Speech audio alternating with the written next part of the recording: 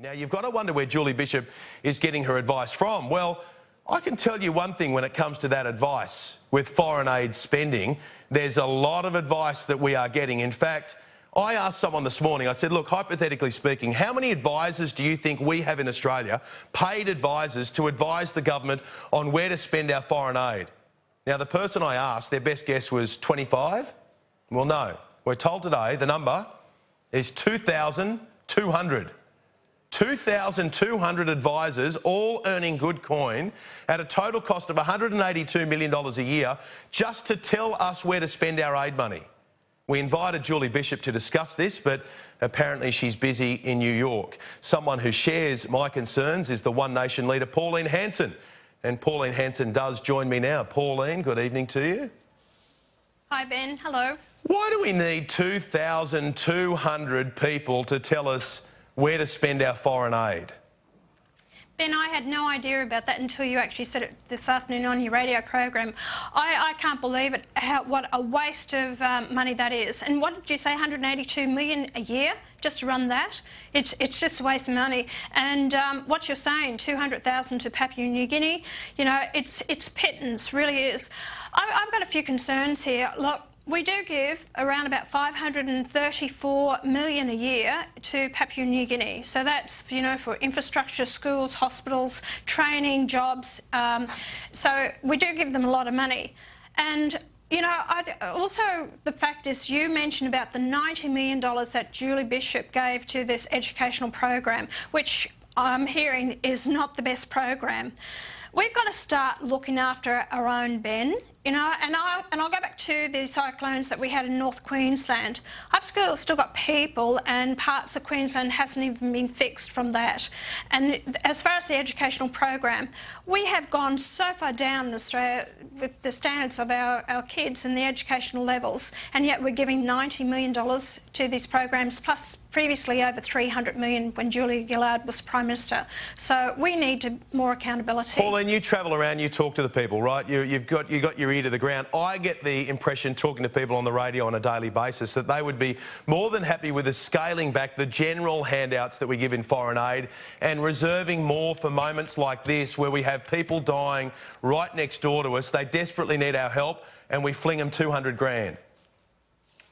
You are so right. People are fed up with the foreign aid that we give, around about $3.5 billion a year. This is borrowed money, Ben. We don't have the money. We're not in surplus. We're in, you know, we're in deficit. So anyway, what we borrow, we are giving away. It's just ridiculous. I don't mind helping those people who truly need a helping hand, but I'd like to see, rather than just handing over money, I've got concerns about some of these places we give foreign aid to, because I believe there's corruption that's going on. So I'd like to give money where it's really assistance. And I say, I went to India last year, and we give about $30,000 a year to Dr. Sharofs, and that's to do with the eyes, and they bring in the girls from rural and regional areas. They train them as nurses. Yep. It's a great profession for them. You know, I think it's absolutely fantastic, because the number of people that they actually help, from the aged to the young, in helping with sight, it's a fantastic aid program. If Australians are struggling, they are doing it bloody tough in this country, and you know, I'm sort of trying to get what money I can out of the federal government to help them. But when I see our foreign aid money going to these countries, and I think there's corruption, I'm investigating some of these areas now. What can you do about what's going on here in Australia? And I need to say well done to Greg Brown at The Australian, who uncovered this figure today. And look, let's face it, Pauline, no one puts out a press release. Julie Bishop or Malcolm Turnbull never puts out a press release to say, guess what, we've just hired our 2,000th person to advise us on how to spend our aid money. Unless journalists uncover this stuff, we're not going to know about it. Now that we know that out of that generous aid budget, we are chewing up 2,200 salaries a year at a cost of $185 million, what can we do to scale that back so that the money actually gets to the people who need it? I totally agree with you, Ben. You won't get an argument out of me. I'm very much for accountability, and I do exactly, you know, even in my own office, and I do everything that I possibly can to save whatever dollars I can, even my travel, with everything. But the whole fact is there's not enough accountability. I cannot believe this figure, what you've told me. It is unbelievable. I will be following it up. I will start asking questions, and I'll ask it of the Minister who's responsible for this portfolio. All right. And I want some answers to it, because the Australian people want answers. OK, while we're speaking about spending, the government has been spending nearly $40 billion over the past 5 years just on consultants. So these are the people that we bring in to do the jobs when the people who we pay to do the jobs can't do the jobs for one reason or another. $40 billion over 5 years. Can we do something about that, Pauline Hanson? I think we need to, Ben, because if these politicians are getting there and they can't do the research themselves with the staff that they have and get their head around these you know, what needs to be done and policies and all the rest of it, $40 billion, that's just over the top. It's just ludicrous, you know, just where do you think the money's coming from? You know, taxpayers in this country have had enough. They've you know, been milked dry, and people are struggling with escalating costs, the cost of living, you know, and yet the government, I think it's disgraceful. I'm actually angry about this. Let me move on to Bill Shorten, the Labor leader, the man who wants to be Prime Minister. He's been tap dancing and tiptoeing around the Adani coal mine, which is in your home state of Queensland. There are a lot of jobs on the line here, Pauline, a lot of money to be pumped into the Queensland economy, but Bill Shorten has had a bob each way. At first he was for Adani, then he said, look, I'm 50-50, I haven't quite made up my mind on it, I'm waiting for some more information. Now he says he's against it. Now, can you just outline for people outside of Queensland how much money is to be injected into Queensland as a result of the Adani coal mine, and how is Bill Shorten going to be judged in the state of Queensland if he continues with this opposition? Well, that's right. As far as I'm concerned, he can keep out of the state because I don't want him here, and I don't believe a lot of Queenslanders want him here anyway. And I think he's two-faced. He's got a green streak down his back because he's you know, chasing the Greens vote. And that's down at Batman. It's got nothing to do with Queensland. It's so important, this mine and coal mining in general in Queensland. You know, this whole state has made so much money out of coal mining. We need coal mining. It's just not for, you know, for burning for it's not just the mining jobs, right? No, it's all the other jobs that come with it. We need them. Of course it is. It's value adding and other things that we need it for, coal mining for. But the whole fact is, I've got towns shutting down in Queensland. You know, rural and regional areas are actually closing. Businesses are shutting down. Rockhampton is an example of that, of shops, small businesses shutting down. This is going to indirectly bring in 10,500 jobs in Queensland. We're looking at over $8 billion. You know, I've spoken to the CEO of the Adani. You know, I've questioned them. I've asked them about the water, about the jobs, about the building of the line. They've assured me, and I'm quite happy with it.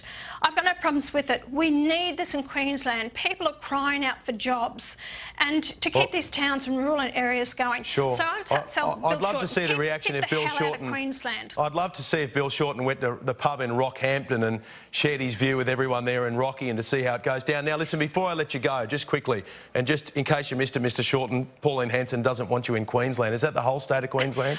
But...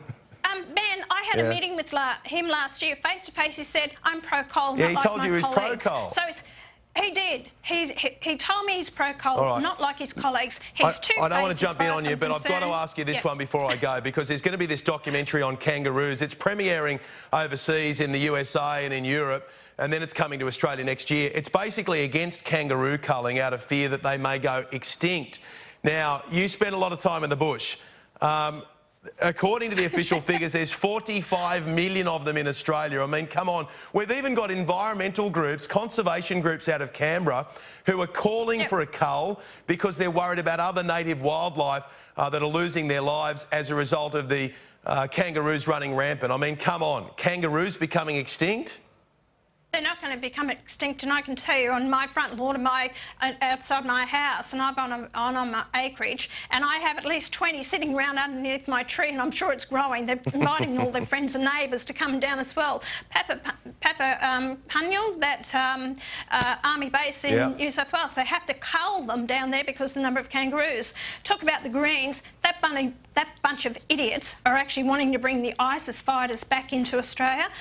Everything they talk about on the floor of Parliament is not to do with the Australian people or looking after our best interests here in jobs. All they're worried about all the time is everyone else around the world, around the globe. They have no interest here in Australia. They're a bunch of ratbags and a bunch of idiots, and I've got no time for them whatsoever.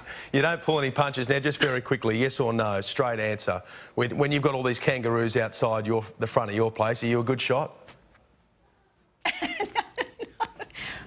I can't. Well, I think I'm a pretty good shot, but do I target the kangaroos? No, I actually love them. I think yeah, no, we all love them. We all love them, but when they're in those plague proportions, honestly, you got to do something about it. Aussie icon, but everything's done in a proper way. Ask the farmers what they think about them when they're destroying their crops. All right, good on you. Great to catch up with you. Thank you so much. I know Andrew will catch up with you soon, Pauline. Thank you.